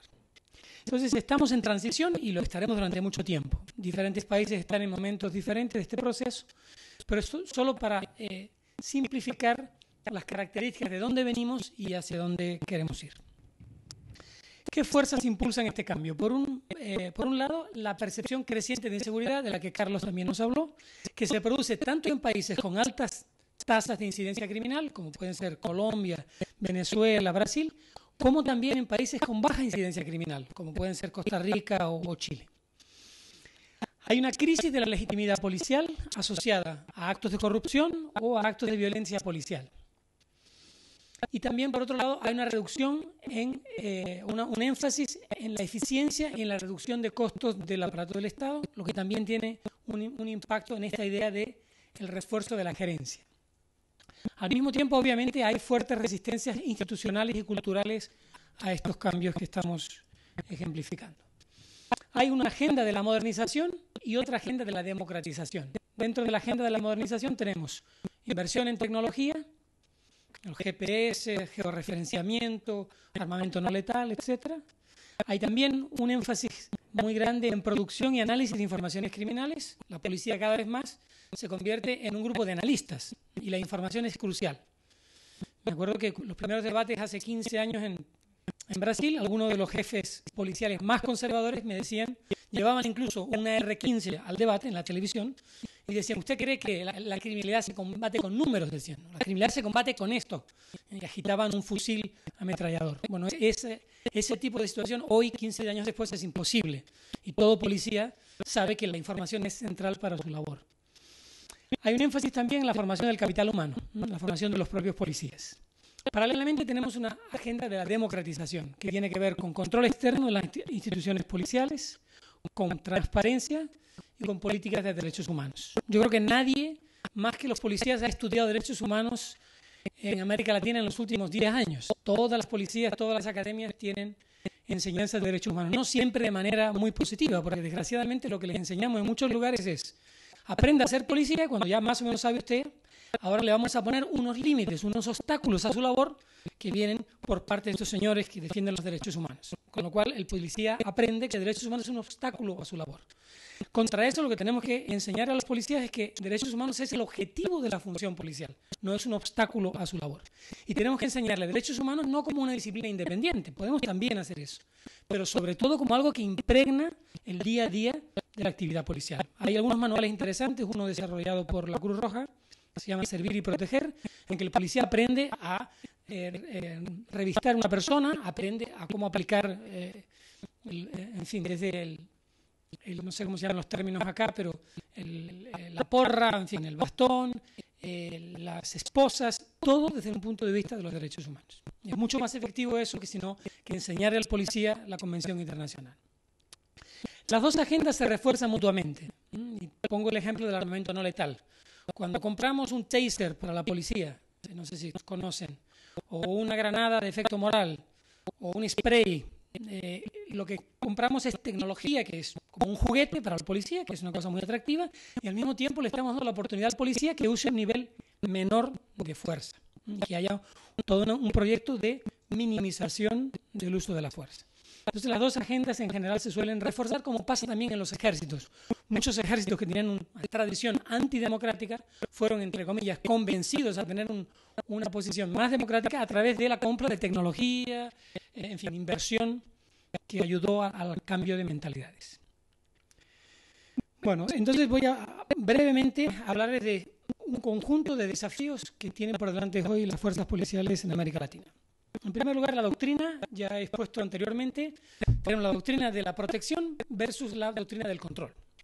Y eso tiene que ver también a la concepción de la aplicación de la ley. ¿Qué es? Para algunos policías, la aplicación de la ley es la función central. Sin embargo, para una visión más moderna y democrática, la ley es un límite, pero la ley no nos dice exactamente lo que tenemos que hacer.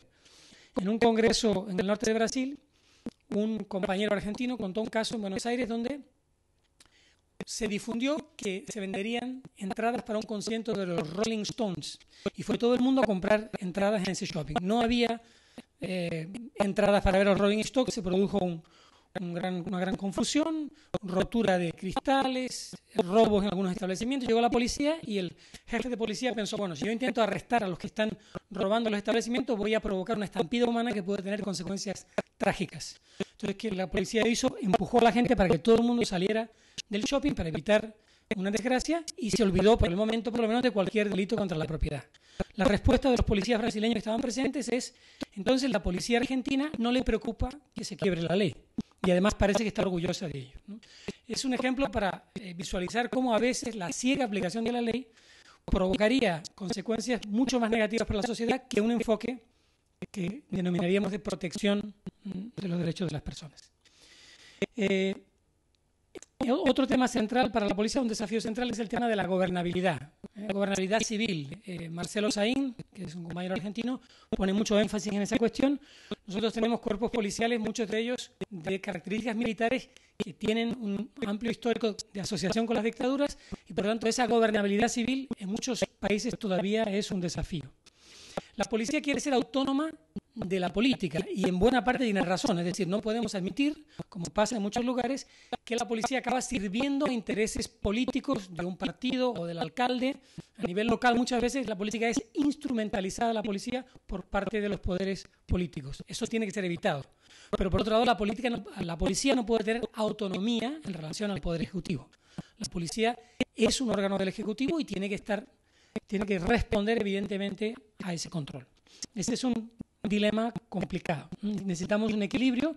No podemos admitir una policía política que responda a esos objetivos partidarios, pero por otro lado, la policía no puede tener independencia nunca en su actitud, en su accionar. En algunos países, por ejemplo en Brasil, la policía quiere que el jefe de policía sea nombrado por una votación entre los policías, que es lo que sucede, por ejemplo, con la fiscalía. Los fiscales votan y entre los 3 primeros colocados de la votación, el gobernador designa quién va a ser el director de la fiscalía. Y los policías es eso lo que quieren. Pero ese modelo es muy peligroso porque uno se encuentra entonces con el riesgo de que el jefe de policía se convierta en el presidente del sindicato de los policías. Es decir, que sirva a intereses corporativos en vez de servir a intereses públicos más amplios. Otro desafío es la relación con la comunidad. El tema de la aproximación versus la distancia. En el modelo militar tradicional, la proximidad con la sociedad es peligrosa. La sociedad puede, entre comillas, contaminar a la policía. En el modelo más moderno, la proximidad con la sociedad es indispensable. No se puede hacer policía sin estar próximo de la comunidad. Tenemos muchas experiencias en América Latina, y no solo en América Latina, de procesos de relegitimación policial, que tienen que ver, por ejemplo, con programas de policía comunitaria. Tienen varias finalidades, pero la fundamental, yo creo, es justamente crear una nueva legitimidad para la función policial. La policía tiene que ver a la sociedad como su clientela, y no como alguien que está bajo su control. En última instancia, lo que aspiramos a que haya una coproducción de la seguridad entre la policía y la comunidad. Otro desafío claro es la transparencia. La divulgación de informaciones y de procedimientos policiales está avanzando, pero lentamente, porque tenemos una tradición de la cultura del sigilo. La seguridad pública parece que es algo sigiloso. Yo he estado en muchos debates con la policía donde les pedimos información y nos dicen, sí, pero profesor, por favor no divulgue, por ejemplo, el número de policía en tal ciudad, porque el crimen organizado podría utilizar esa información contra nosotros. Entonces es una mentalidad muy tradicional de que la información en esa área es sigilosa. En una sociedad abierta y democrática no tiene cabida. Otro desafío es la formación de los agentes. A la medida que pasa el tiempo, los policías tienen una formación más elevada, un nivel educativo más elevado, parejo también al crecimiento de la educación en la sociedad, y aumentan los requisitos de entrada para ser policía. En algunos países ya se exige que el policía sea universitario para poder entrar, en otros no. En la mayor parte de los países se exige solo educación secundaria. Cuanto mayor sea la exigencia de la entrada a la policía, mejor para la sociedad. Pero para eso hace falta que les paguemos en ese nivel, o sea, si exigimos. El otro día estaba en una discusión con una policía en Brasil, donde están pensando exigir un título universitario para ser policía, pero claro, si les pagan $400 por mes, no se puede exigir porque no se va a presentar nadie para ser policía. Hace falta una remuneración concordante. Otra cuestión es la formación. ¿Quién forma a los policías? Tenemos un dilema entre formación interna y formación externa. Como formación interna me refiero, por un lado, si se hace en la academia de policía o se hace en otros centros como las universidades, y por otro lado, ¿quiénes son los instructores? En general, nuestra tradición es que los instructores de la policía son los propios policías. Nosotros pensamos que es mucho mejor que la policía se eduque en la medida de lo posible en la universidad, excepto las disciplinas que son propiamente policiales. Evidentemente, tiro, por ejemplo, no va a poder ser dado en la universidad. Pero hay muchas materias de gestión, de derechos humanos, etcétera, que podrían ser dadas en la universidad. Eso tendría un doble beneficio. Por un lado, la formación esperamos que sería de mayor calidad técnica. Por otro lado, habría una mayor integración entre policía y comunidad, en la medida en que la policía para formarse tendría que ir a la universidad, y disminuiría también el recelo, los estereotipos mutuos que existen hoy en muchos lugares entre policía y sociedad. En Brasil, por ejemplo, en una universidad federal, un compañero organizó un curso para los policías y los estudiantes se opusieron. Dijeron, no, policía no queremos acá, en el campus. ¿Por qué? Porque la policía es un cuerpo represivo. Bueno, y entonces ustedes quieren que deje de ser represiva, pero no la admiten en su propio campus. O sea que hay una estigmatización de ida y de vuelta entre muchos sectores sociales y la policía. Eso se ayuda también a vencer a través de esta mayor integración en el aspecto de la educación. Otro elemento importante es formación permanente. La policía necesita formación permanente. No podemos formar al policía 6 meses o 1 año o 4 años si fuera un oficial, luego se va y nunca más lo formamos. Imaginen los médicos en la policía. Hay varios estudios de David Bailey muy interesantes que dicen que en muchos países del mundo la policía, los policías se sienten orgullosos de su trayectoria, del número de años que son policías. Entonces dicen, no, yo tengo 20 años, yo tengo 40 años de policía. Entonces parece que una persona que tiene 60 años de policía es mejor policía que el que entró hace 5 o 6 años. Imagínense un doctor, un cirujano, le dijera, no, yo tengo 60 años de hacer cirugía. Uno no se preguntaría, bueno, ¿será que usted hace la cirugía igual que se hacía 60 años atrás? ¿O usted ha sufrido procesos de reeducación? Entonces, esa valorización del saber que se aprende en la calle contra el saber formal es una constante casi universal, pero tenemos que combatirla, tenemos que decir al policía, usted tiene que reciclarse. Y tenemos que darle oportunidades para eso. Y no solo al policía de la cúpula, porque nuestra tradición es, cogemos a los oficiales y los oficiales hacen algunos cursos y luego los soldados o los de baja graduación, como ya les manda el oficial, pues está resuelto. No está resuelto. Tenemos que invertir en la formación de la parte baja de la pirámide. La cuestión de la remuneración. Pagamos muy mal a nuestros policías. Pagamos bastante mal para un trabajo que exige mucha responsabilidad y que es muy difícil. Queremos que el policía sea psicólogo, asistente social, sociólogo, que sepa técnicas de defensa personal, que tenga actitudes políticas, que conozca su realidad, y luego le pagamos $100, $200, $400, $500 al mes.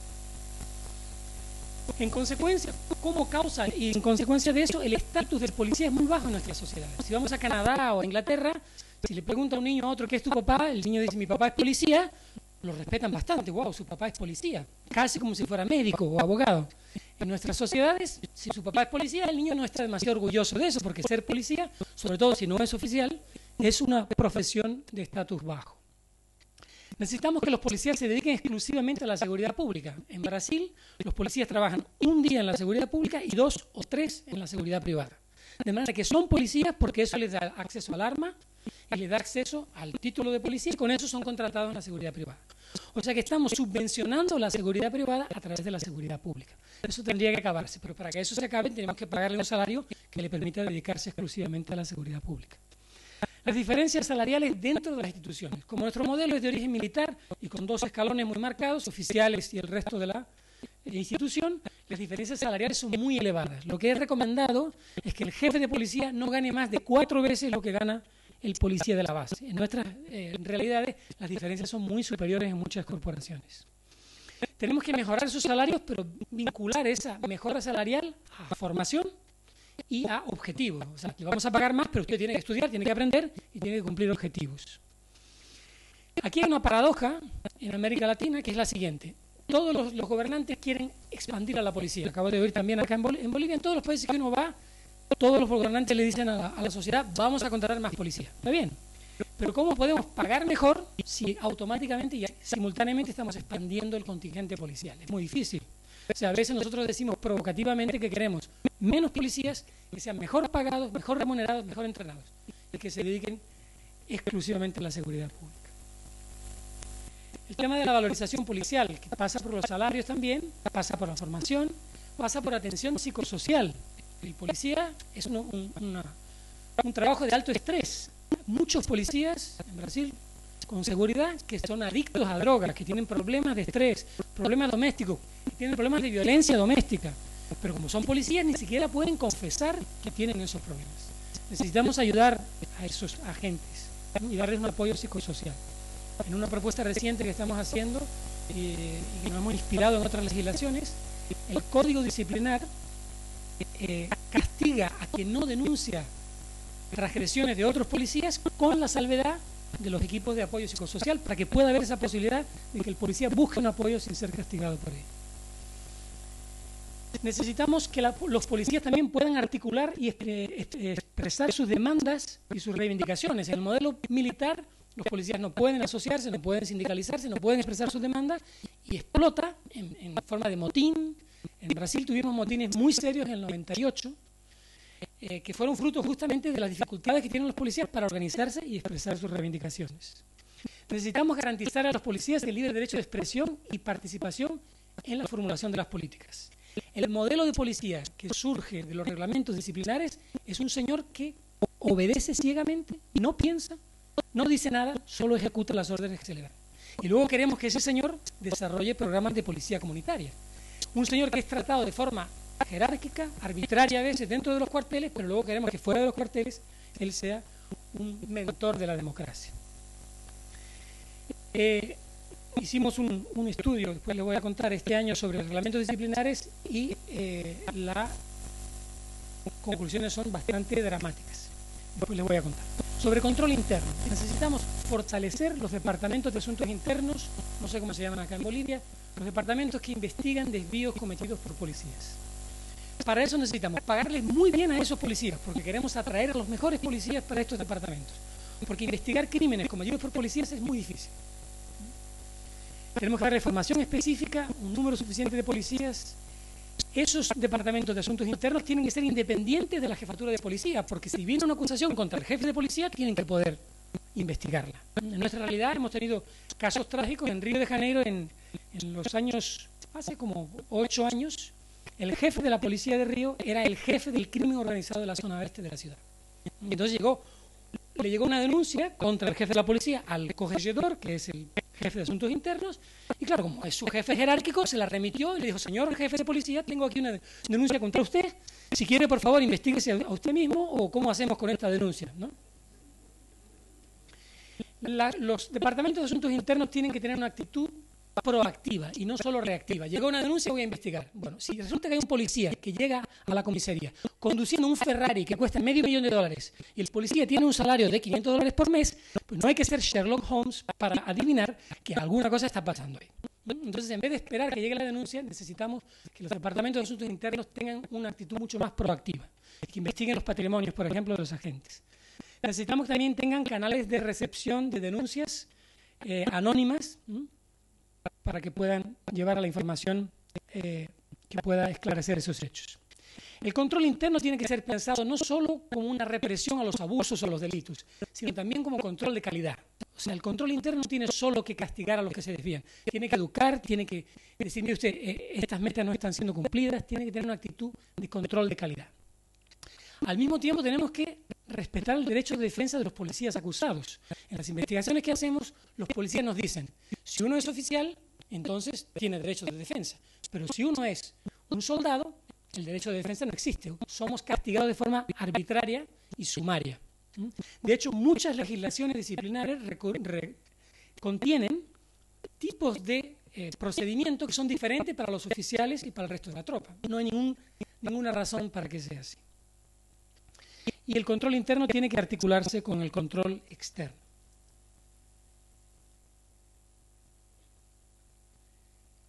Los códigos disciplinarios de los que le hablaba. Hemos hecho un estudio sobre códigos disciplinarios de las policías en Brasil, en Argentina, en Chile y en Colombia. El resultado, como les decía, es desolador.